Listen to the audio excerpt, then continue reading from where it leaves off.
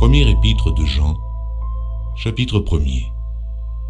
Ce qui était dès le commencement, ce que nous avons entendu, ce que nous avons vu de nos yeux, ce que nous avons contemplé et que nos mains ont touché concernant la parole de vie, car la vie a été manifestée, et nous l'avons vue, et nous lui rendons témoignage, et nous vous annonçons la vie éternelle, qui était auprès du Père, et qui nous a été manifestée.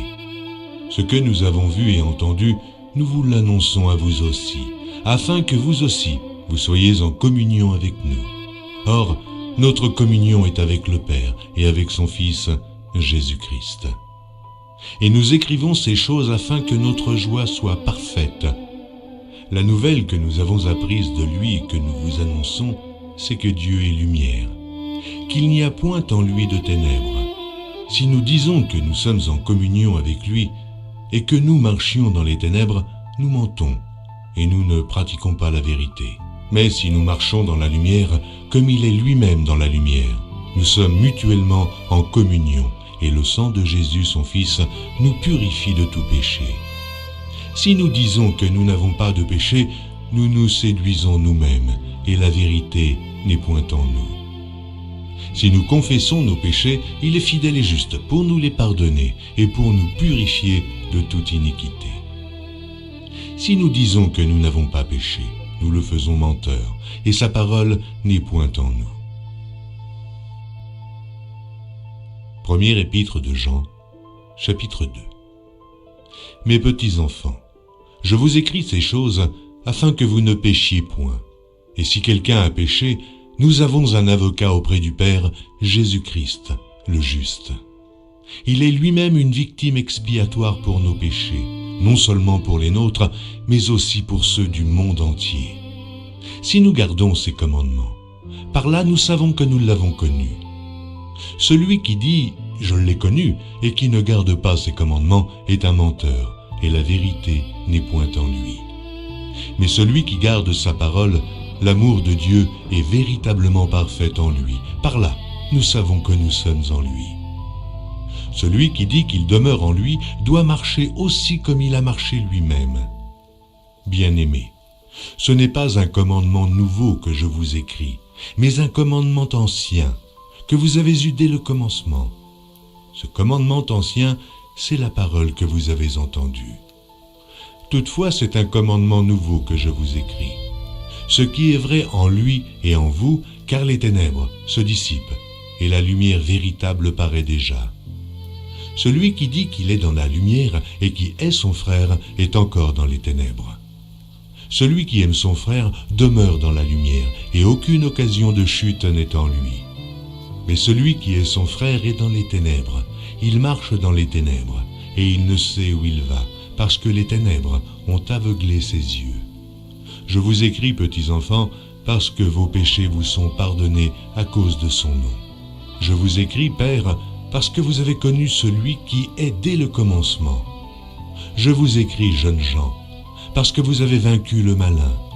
Je vous ai écrit, petits enfants, parce que vous avez connu le Père. Je vous ai écrit, Père, parce que vous avez connu celui qui est dès le commencement. Je vous ai écrit, jeunes gens, parce que vous êtes forts et que la parole de Dieu demeure en vous et que vous avez vaincu le malin. N'aimez point le monde, ni les choses qui sont dans le monde. Si quelqu'un aime le monde, l'amour du Père n'est point en lui. Car tout ce qui est dans le monde, la convoitise de la chair, la convoitise des yeux et l'orgueil de la vie, ne vient point du Père, mais vient du monde. Et le monde passe, et sa convoitise aussi. Mais celui qui fait la volonté de Dieu demeure éternellement. Petits enfants, c'est la dernière heure. Et comme vous avez appris qu'un antéchrist vient, il y a maintenant plusieurs antéchrists. Par là, nous connaissons que c'est la dernière heure. Ils sont sortis du milieu de nous, mais ils n'étaient pas des nôtres. Car s'ils eussent été des nôtres, ils seraient demeurés avec nous. Mais cela est arrivé afin qu'il fût manifeste que tous ne sont pas des nôtres. Pour vous, vous avez reçu l'onction de la part de celui qui est saint, et vous avez tous de la connaissance. Je vous ai écrit, non que vous ne connaissiez pas la vérité, mais parce que vous la connaissez, et parce qu'aucun mensonge ne vient de la vérité. Sinon, celui qui nie que Jésus est le Christ, celui-là est l'Antéchrist, qui nie le Père et le Fils. Quiconque nie le Fils n'a point non plus le Père. Quiconque confesse le Fils a aussi le Père. Que ce que vous avez entendu dès le commencement demeure en vous. Si ce que vous avez entendu dès le commencement demeure en vous, vous demeurerez aussi dans le Fils et dans le Père. Et la promesse qu'il nous a faite, c'est la vie éternelle. Je vous ai écrit ces choses au sujet de ceux qui vous égarent. Pour vous, l'onction que vous avez reçue de lui demeure en vous, et vous n'avez pas besoin qu'on vous enseigne. Mais comme son onction vous enseigne toutes choses, et qu'elle est véritable, et qu'elle n'est point un mensonge, demeurez en lui, selon les enseignements qu'elle vous a donnés. Et maintenant, petits enfants, demeurez en lui, afin que, lorsqu'il paraîtra, nous ayons de l'assurance, et qu'à son avènement, nous ne soyons pas confus et éloignés de lui. Si vous savez qu'il est juste, reconnaissez que quiconque pratique la justice est né de lui.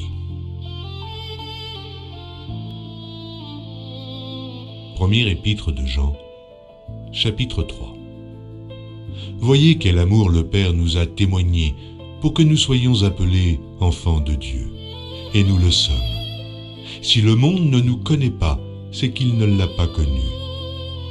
Bien-aimés, nous sommes maintenant enfants de Dieu. Et ce que nous serons n'a pas encore été manifesté. Mais nous savons que, lorsque cela sera manifesté, nous serons semblables à lui, parce que nous le verrons tel qu'il est. Quiconque a cette espérance en lui se purifie, comme lui-même est pur. Quiconque pêche transgresse la loi, et le péché est la transgression de la loi. Or, vous le savez, Jésus a paru pour ôter les péchés, et il n'y a point en lui de péché. Quiconque demeure en lui ne pêche point. Quiconque pêche ne l'a pas vu et ne l'a pas connu. Petits enfants, que personne ne vous séduise. Celui qui pratique la justice est juste, comme lui-même est juste. Celui qui pêche est du diable. Et le diable pêche dès le commencement. Le Fils de Dieu a paru afin de détruire les œuvres du diable. Quiconque est né de Dieu ne pratique pas le péché, parce que la semence de Dieu demeure en lui, et il ne peut pécher, parce qu'il est né de Dieu. C'est par là que se feront reconnaître les enfants de Dieu et les enfants du diable. Quiconque ne pratique pas la justice n'est pas de Dieu, non plus que celui qui n'aime pas son frère. Car ce qui vous a été annoncé est ce que vous avez entendu dès le commencement. C'est que nous devons nous aimer les uns les autres et ne pas ressembler à Caïn qui était du malin et qui tua son frère. Et pourquoi le tua-t-il ? Parce que ses œuvres étaient mauvaises et que celles de son frère étaient justes. Ne vous étonnez pas, frères, si le monde vous hait. Nous savons que nous sommes passés de la mort à la vie, parce que nous aimons les frères. Celui qui n'aime pas demeure dans la mort. Quiconque hait son frère est un meurtrier. Et vous savez qu'aucun meurtrier n'a la vie éternelle demeurant en lui. Nous avons connu l'amour en ce qu'il a donné sa vie pour nous. Nous aussi, nous devons donner notre vie pour les frères. Si quelqu'un possède les biens du monde et que, voyant son frère dans le besoin, il lui ferme ses entrailles, comment l'amour de Dieu demeure-t-il en lui ? Petits enfants, n'aimons pas en parole et avec la langue, mais en action et avec vérité. Par là, nous connaîtrons que nous sommes de la vérité et nous rassurerons nos cœurs devant lui. Car si notre cœur nous condamne, Dieu est plus grand que notre cœur et il connaît toutes choses.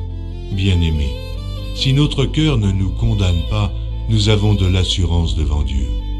Quoi que ce soit que nous demandions, nous le recevons de lui, parce que nous gardons ses commandements et que nous faisons ce qui lui est agréable. Et c'est ici son commandement, que nous croyions au nom de son Fils Jésus-Christ et que nous nous aimions les uns les autres selon le commandement qu'il nous a donné. Celui qui garde ses commandements demeure en Dieu, et Dieu en lui. Et nous connaissons qu'il demeure en nous par l'Esprit qu'il nous a donné.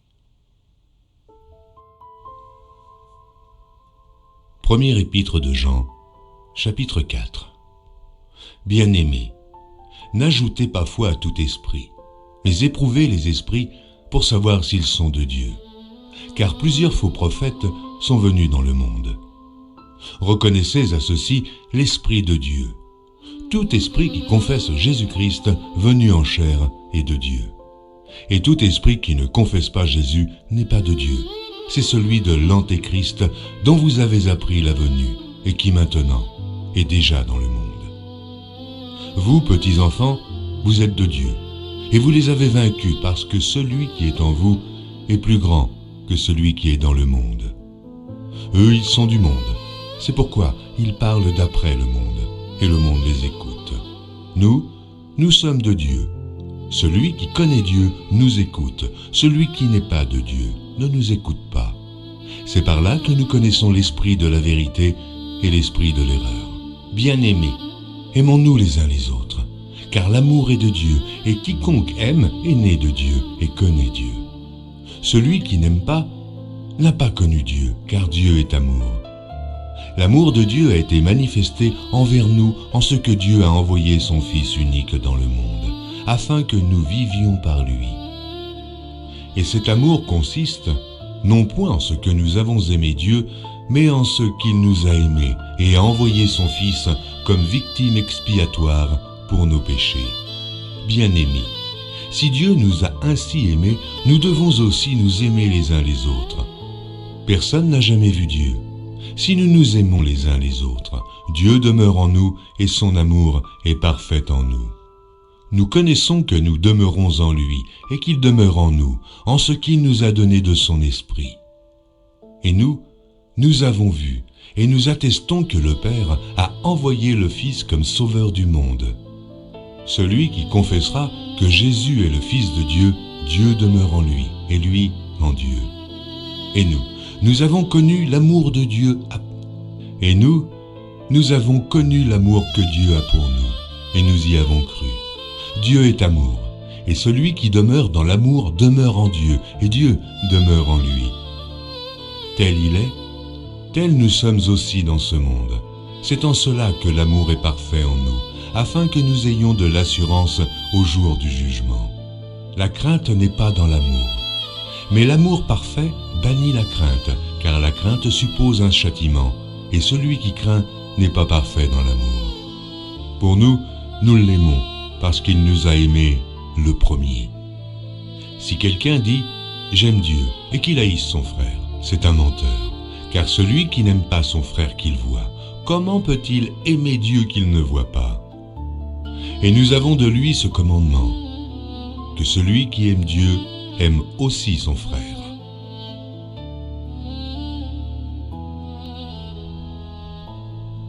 Première épître de Jean, chapitre 5. Quiconque croit que Jésus est le Christ est né de Dieu, et quiconque aime celui qui l'a engendré aime aussi celui qui est né de lui. Nous connaissons que nous aimons les enfants de Dieu lorsque nous aimons Dieu, et que nous pratiquons ses commandements. Car l'amour de Dieu consiste à garder ses commandements, et ses commandements ne sont pas pénibles. Parce que tout ce qui est né de Dieu triomphe du monde, et la victoire qui triomphe du monde, c'est notre foi. Qui est celui qui a triomphé du monde, sinon celui qui croit que Jésus est le Fils de Dieu? C'est lui, Jésus-Christ, qui est venu avec de l'eau et du sang, non avec l'eau seulement, mais avec l'eau et avec le sang. Et c'est l'Esprit qui rend témoignage, parce que l'Esprit est la vérité. Car il y en a trois qui rendent témoignage, l'Esprit, l'eau et le sang, et les trois sont d'accord. Si nous recevons le témoignage des hommes, le témoignage de Dieu est plus grand, car le témoignage de Dieu consiste en ce qu'il a rendu témoignage à son Fils. Celui qui croit au Fils de Dieu a ce témoignage en lui-même. Celui qui ne croit pas, Dieu le fait menteur, puisqu'il ne croit pas au témoignage que Dieu a rendu à son Fils.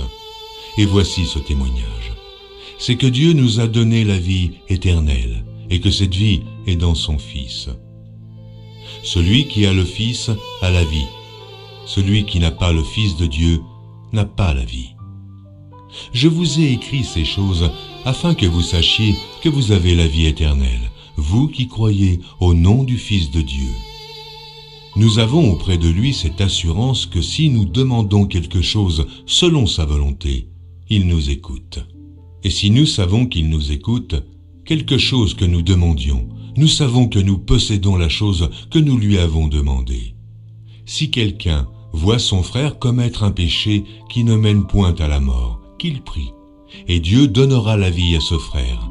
Il la donnera à ceux qui commettent un péché qui ne mène point à la mort. Il y a un péché qui mène à la mort. Ce n'est pas pour ce péché-là que je dis de prier. Toute iniquité est un péché, et il y a tel péché qui ne mène pas à la mort. Nous savons que quiconque est né de Dieu ne pêche point, mais celui qui est né de Dieu se garde lui-même, et le malin ne le touche pas. Nous savons que nous sommes de Dieu, et que le monde entier est sous la puissance du malin. Nous savons aussi que le Fils de Dieu est venu, et qu'il nous a donné l'intelligence pour connaître le véritable. Et nous sommes dans le véritable, en son Fils, Jésus-Christ.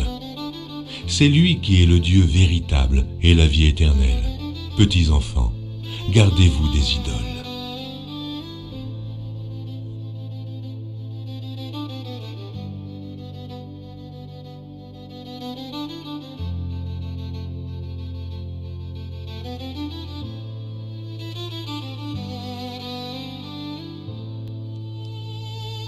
Deuxième épître de Jean, chapitre 1er. L'Ancien, à Kyria, l'élu et à ses enfants que j'aime dans la vérité.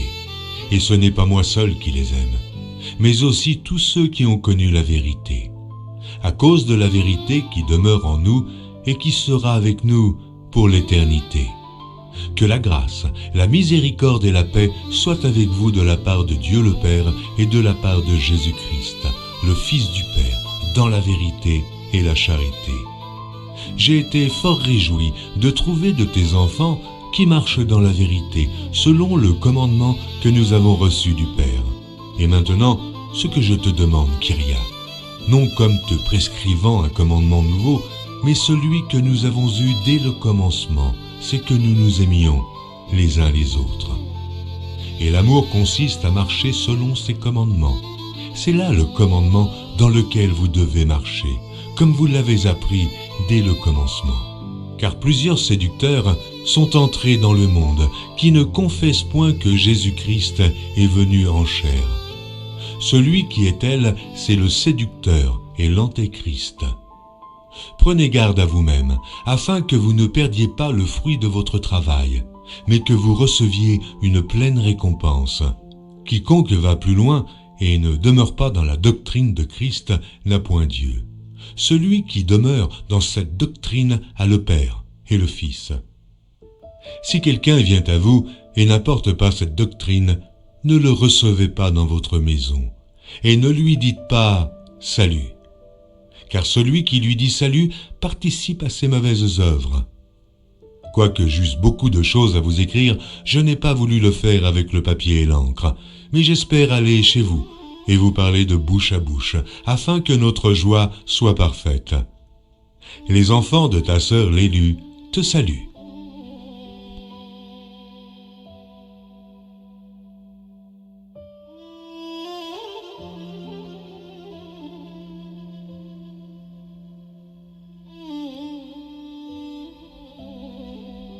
Troisième épître de Jean, chapitre 1er.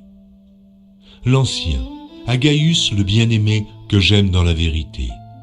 Bien-aimé, je souhaite que tu prospères à tous égards et sois en bonne santé, comme prospère l'état de ton âme. J'ai été fort réjoui lorsque des frères sont arrivés et ont rendu témoignage de la vérité qui est en toi, de la manière dont tu marches dans la vérité. Je n'ai pas de plus grande joie que d'apprendre que mes enfants marchent dans la vérité. Bien-aimé, tu agis fidèlement dans ce que tu fais pour les frères, et même pour les frères étrangers. Bien-aimé, tu agis fidèlement dans ce que tu fais pour les frères, et même pour des frères étrangers, lesquels ont rendu témoignage de ta charité en présence de l'Église. Tu feras bien de pourvoir à leur voyage d'une manière digne de Dieu. car c'est pour le nom de Jésus-Christ qu'ils sont partis sans rien recevoir des païens. Nous devons donc accueillir de tels hommes, afin d'être ouvriers avec eux pour la vérité.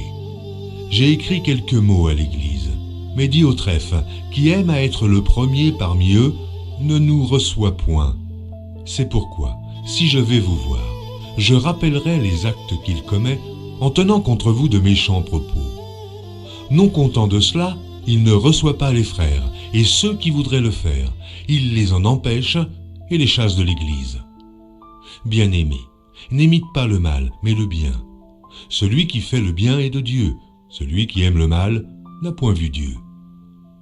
Tous et la vérité elle-même rendent un bon témoignage à Démétrius. Nous aussi, nous lui rendons témoignage, et tu sais que notre témoignage est vrai.